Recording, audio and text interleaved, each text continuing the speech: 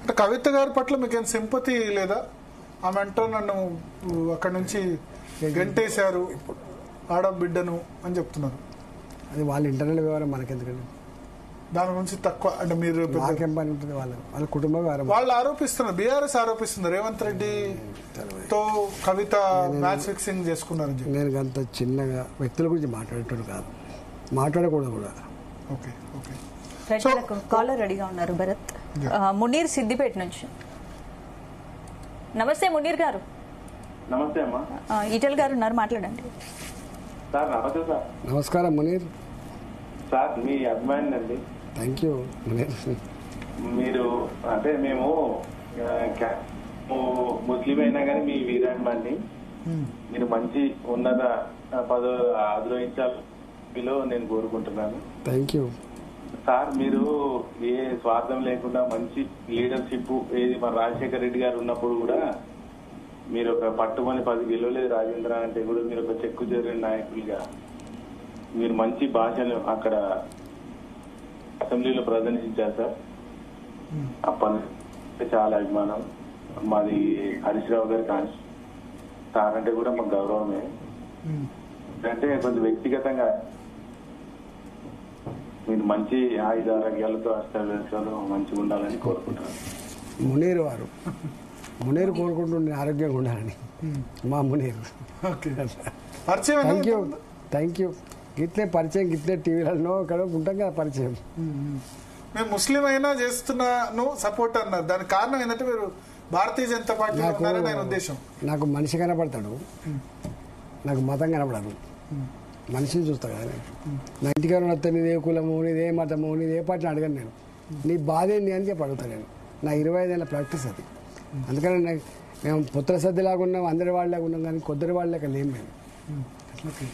So ఇప్పుడు ఆయన అడిగిన దానికి ఎట్లా ముస్లిమ్స్ ఈటెల రాజేందర్ బీజేపీ, ఎందుకంటే ఇప్పుడు ప్రచారం జూబ్లీహిల్స్ ఎలక్షన్ క్యాంపెయిన్ మొత్తం ముస్లిం చుట్టూ తిరుగుతున్నది.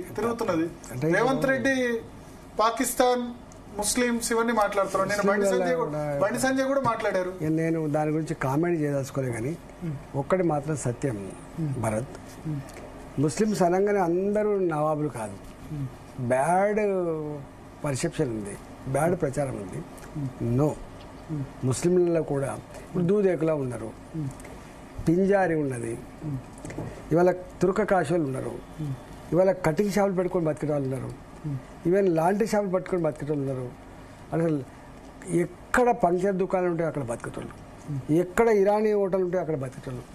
కడుబీదరికంలో ఉన్న వాళ్ళు చాలా ఎక్కువ ఉంటారు భరత్ గారు. ఇవాళ నేను రహమత్ నగర్ పోయినా, రహమత్ నగర్లో మోర్ దెన్ 50% ప్రజలు ముస్లిం ప్రజలు. వాళ్ళ దీనావస్థ చూస్తే బాధ అవుతుంది. చిన్న చిన్న వ్యాపారం చేసుకుంటారు. అందుకనే కొద్దిమంది పఠాన్లు, సయ్యదులు మాత్రమే కొంచెం ఉన్నతమైన వర్గాలు తప్ప మిగతా వాళ్ళు, మోడీ గారి భాషలో చెప్పాలంటే పసమంద ముస్లిములు దాదాపు 70% ఉంటారు వాళ్ళు, పేదరికంలో ఉంటారు. అలాంటి వాళ్ళకు తప్పకుండా ఇవాళ కేంద్ర ప్రభుత్వమైనా రాష్ట్ర ప్రభుత్వమైనా నేను అడుగుతున్నా, ఇలా బియ్యం ఇస్తాం ముస్లింలకి ఉంటుంటారా? పెన్షన్ ఇస్తాం ఉంటామా? ఇలా హ్యాండిక్యాప్డ్ వాళ్ళకి ఏమైనా పరికరాలు ఇస్తాం ఇవ్వకుండా ఉంటామా? ఇలా ట్రీట్మెంట్ ఇస్తాం. అసలు ఎంత పిచ్చి అదండి.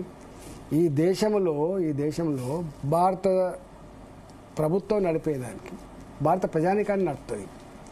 రాష్ట్రంలో ఉన్న ప్రభుత్వం రాష్ట్ర ప్రజలకి బాధ్యత ఉంటుంది తప్ప నేను ఈ వర్గానికి మాటలు ఎన్ని అని మాట్లాడవచ్చు భరత్ గారు. ప్రాక్టీస్ ఏంటి చెప్పండి. ఇవాళ ఎంత బాధ అనిపిస్తా అంటే ముస్లింలకు రిజర్వేషన్లు ఇవ్వము అంటారు ఒక్కోసారి. ముస్లింలకు రిజర్వేషన్ కాదు, ముస్లింలు కూడా బీసీబీలో భాగమనే విషయం చాలా మంది చెప్పలేకపోతున్నారు. మొత్తం మంది కాదు కదా మీరు చెప్పిన దూదేకులు వీళ్ళే కదా. ఇప్పుడు మన దాంట్లో కూడా 70% ఉంటారండి వాళ్ళే. మీకు పేద ముస్లింలు ఇలా 60%, 70% ఉంటారు. వాళ్ళంతా బీ గ్రూప్లో ఉన్నారు. ఇప్పుడు ఈ మధ్య కాలం రాజశేఖర రెడ్డి గారు ఎప్పుడైతే 4% ఇచ్చిందో ముస్లిం రిజర్వేషన్ ఇచ్చిన తర్వాత ఈ 4% రిజర్వేషన్లో ఎవరైతే ఉన్నారో వాళ్ళకేమో తక్కువ మార్కులు వచ్చినా కూడా సీట్ వస్తుంది. ఓకే, బీ గ్రూపులో ఉన్న ముస్లింలకు మాత్రం ఎక్కువ మార్కులు వస్తే కూడా సీట్లు వస్తలేవు. వాళ్ళు ఏం మొదలుపెట్టుకుంటున్నారు, మేము బీసీలో ఉన్నామని చెప్పి సంతోషపడ్డాం.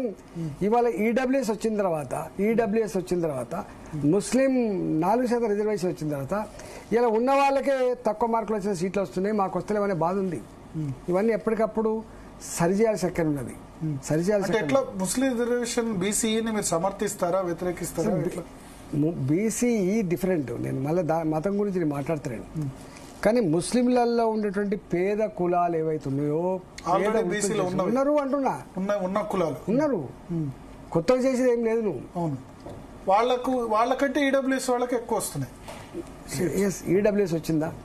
ఈడబ్ల్యూఎస్ నేను భరత్ మళ్ళీ మీ వేదిక నుంచి చెప్తున్నా, ఈ దేశంలో రిజర్వేషన్లో లేని కులం లేదు. మీ బ్రాహ్మణులు కూడా రిజర్వేషన్ ఉన్నారా లేదా మీరు చెప్పండి. ఈడబ్ల్యూఎస్ ఎస్, అరే డెఫినెట్ కదా.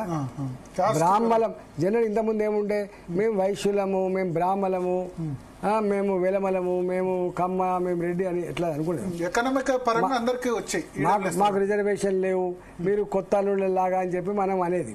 ఇప్పుడు మీరు ఎస్సీలు కాబట్టి మీరు రిజర్వేషన్లు అనుభవిస్తున్నారు, మీరు ఎస్టీలు కాబట్టి రిజర్వేషన్ అనుభవిస్తారు, మీరు బీసీలు కాబట్టి రిజర్వేషన్ అనుభవిస్తారు. ఇవాళ ఈ దేశంలో ప్రతి కులం వాళ్ళు బ్రాహ్మణులు కావచ్చు, వాళ్ళు రెడ్లు కావచ్చు, వాళ్ళు వెలమలు కావచ్చు, అందరూ కూడా రిజర్వేషన్ బ్రాకెట్ లో ఉన్న విషయం వాస్తవమా కదా చెప్పు భరత్. ఈడబ్ల్యూఎస్ తర్వాత అందరికీ అవకాశం వచ్చింది. ఇంకా నేను మళ్ళీ చెప్తున్నా, మీరు ఎంక్వైరీ చేసుకోండి.